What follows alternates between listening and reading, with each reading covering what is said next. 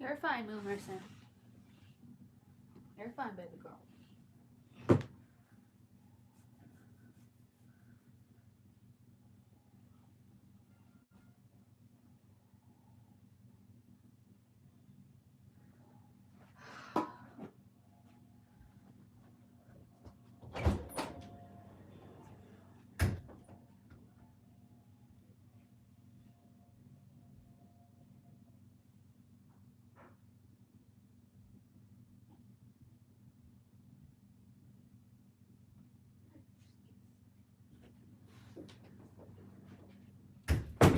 Hi, Boba.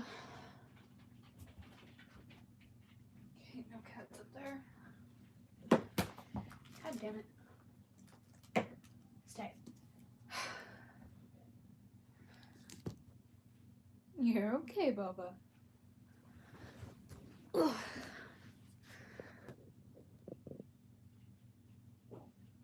Hi.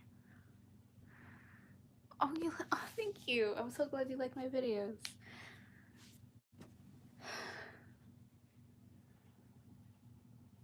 Hope everyone's doing well.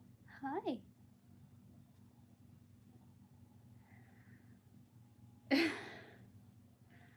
I guess we have a co-host already. Hi, baby. Sweet girl. kind of need my hands. Yes, hi. Ow. She doesn't mean to, but it hurts. Hi. I'm doing good.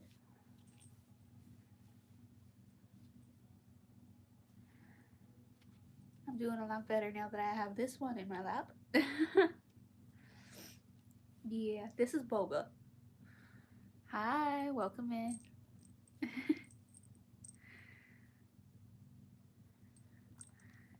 Yeah, there's 3 cats in here right now.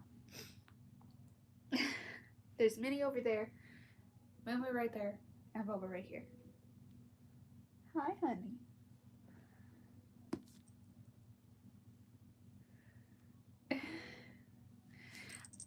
Ow.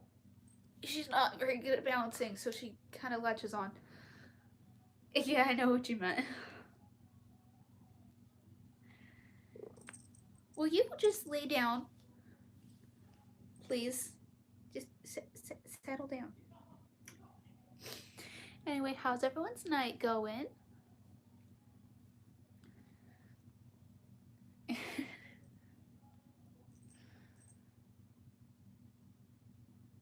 She'll eventually settle down. Oh, bless you. Hope everyone's doing well. Hi, welcome in. Watch the tail, Boba.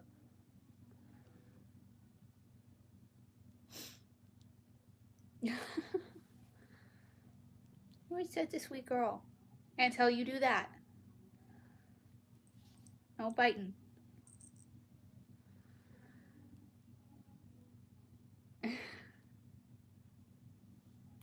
Ow. Ow.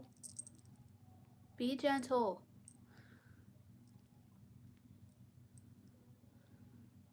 Good girl. That's gentle. Give me my handbag. Thank you. I think we can get started. So grab your story keeper's cup, grab a blanket, grab a stuffy or pet, and snuggle up because it's story time. You're gonna fall. Ow.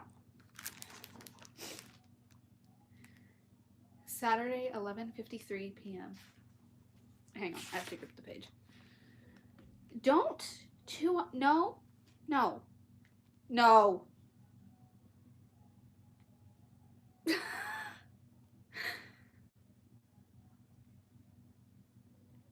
Ow. I come out of the woods, then dash across. I still don't know how to say this. Seaver Street? I hope I said that right. Okay, I'm just checking what that was. And into the glen. I might be saying that wrong, but the houses here are big too. Are big, old. I still don't know how to say this either.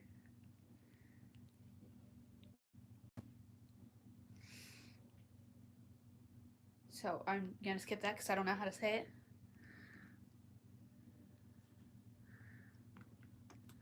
Hey! No chewing on the book! You know better.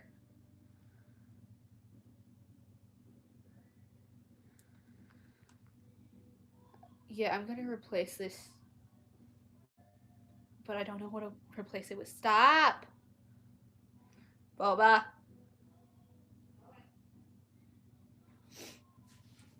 Yeah, I'm not even gonna say it. The houses here are big and old with spires, white stucco walls, and leaded windows. My heart is banging in my chest from both running and fear. Oh. Slowing to a jog and weaving away from the bright spots under the streetlights, I know I have to find a place to stop and think. Finally, in a side yard, I see a child's playhouse. It's the size of a small shed with a miniature porch, windows, and a door. Yeah. Hi, welcome in. After tiptoeing across the lawn, I gently step into the little porch and carefully, slowly pull open the door, hoping it won't squeak. I'm praying that the people who own this property don't have a dog that'll start barking.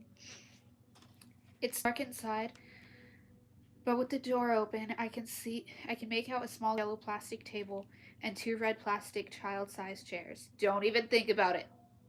Bubba. No.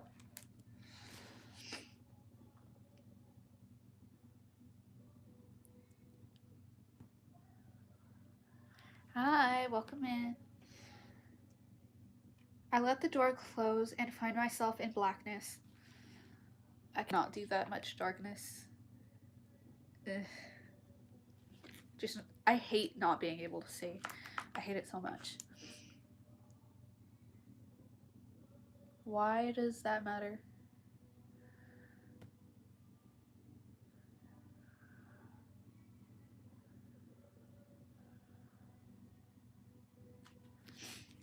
Anyway, I let the door close and find myself in blackness. I can't see my hands in front of my face, but it's oddly reassuring. If I can't see myself, then no one can see me either. I sit on one of the chairs, press my face into my hands, and take steady breaths, trying to calm down. But my heart's still drumming, and I still can't believe what happened. Catherine, I can't say this on YouTube, oft, because I can't say the actual word.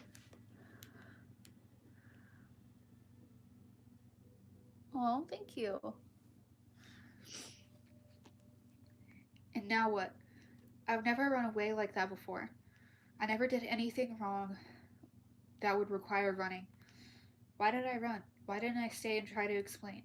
Because they'd see me beside Catherine's body with a bloody knife in my hand, and Dakota saying, "Do you believe it?"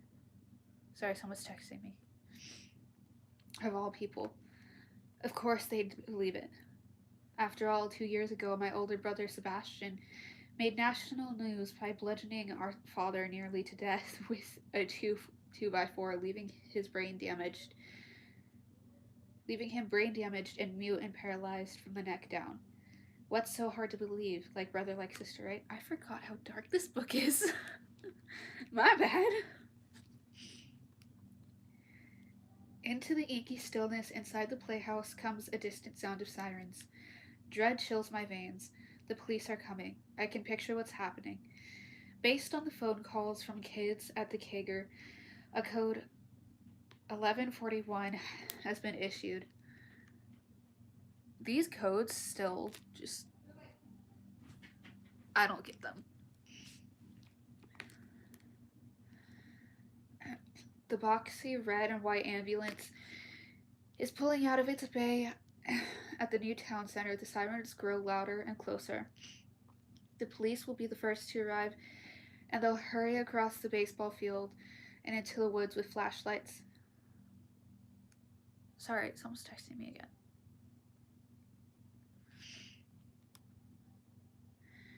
The kids will show them Catherine's body behind the dugout and tell them what they saw. Callie Carson kneeling beside the body with a knife in her hand. But the officers have a more urgent matter. One will check Catherine's vital signs while the other scrambles back to the patrol car for the medical kit. Maybe having seen the body, they already know it's too late. Only when it's a kid's life, only when a kid's life is involved, it's never too late. They have to try no matter what. Maybe she's still clinging to life. Who keeps texting me? Sorry. Maybe they can manage a miracle.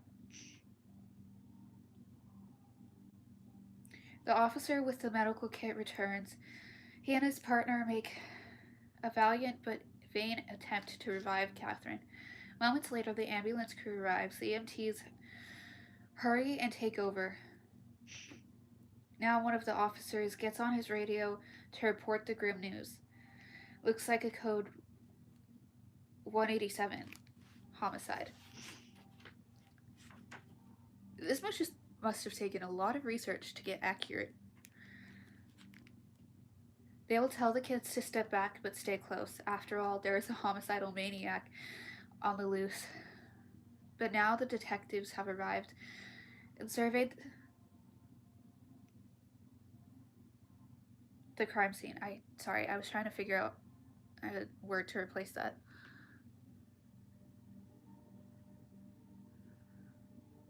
Hi, welcome in. While one looks for clues, the other takes the names and addresses of witnesses to be interviewed first thing tomorrow morning while memories are still fresh. Based on the initial information, I hope I'm saying this right. I'm just saying it how it's spelled, but it might be pronounced differently.